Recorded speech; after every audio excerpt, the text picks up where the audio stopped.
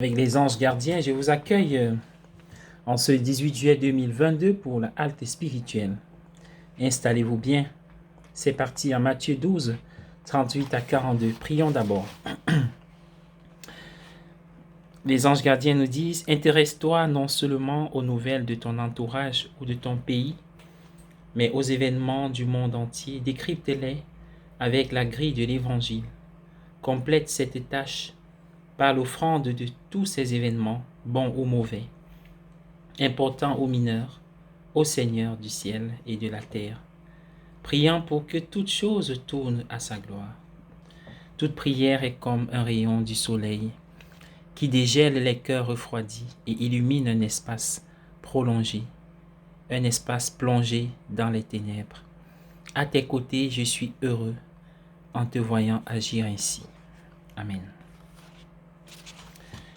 Et bien-aimés, dans le texte d'évangile de ce jour, nous avons un message central, mais partons d'abord de la première lecture d'un texte de l'Exode. Aaron jeta son bâton devant Pharaon, qui s'effondrait et il devint un serpent.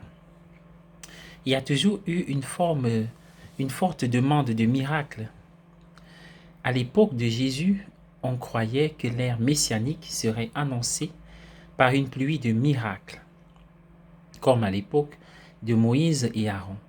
On disait de Rabbi Eliezer qu'il avait fait couler des rivières à contre-courant. La demande est tout aussi forte aujourd'hui qu'à l'époque.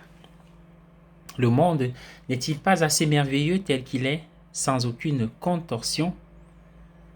Oscar Wilde, Pince and Rire, a dit, Pince sans rire, a dit dans son livre Les chutes du Niagara, le miracle serait que l'eau ne tombe pas. Le miracle serait que l'eau ne tombe pas. Il s'agit de divertissement et de spectacle. Et l'hypothèse tacite est que le monde ordinaire est plat, sans profondeur, sans pouvoir amener l'esprit à Dieu. La demande de miracles et de merveilles est le mysticisme des extravertis. Ou plutôt, c'est le point de départ des extravertis. Tout doit être là dehors. Apparitions, messages, événements étranges et coïncidences.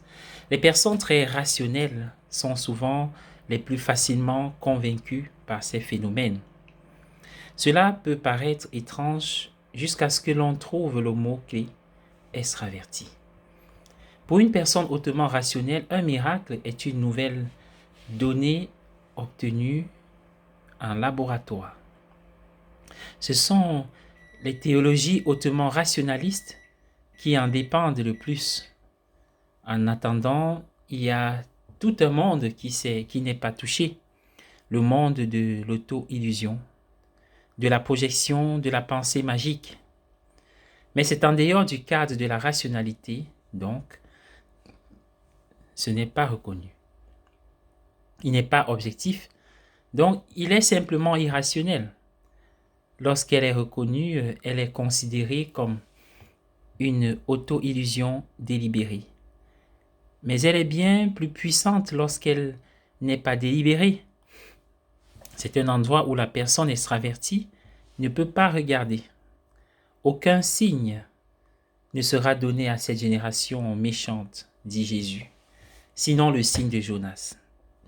Matthieu a interprété cela de manière très fantaisiste, en comparant les 3 jours et 3 nuits que Jésus devait passer dans le tombeau, factuellement inexact, avec les 3 jours et les 3 nuits que Jonas a passé dans le ventre de la baleine. Luc ne fait pas cette comparaison. Le signe pour les Ninivites était Jonas lui-même et sa prédication. En appliquant cela à lui-même, Jésus disait, « Vous cherchez un signe, moi et ma prédication, je suis le signe de Dieu. » Regardons le signe de Dieu. Bonne journée à tous et à chacun.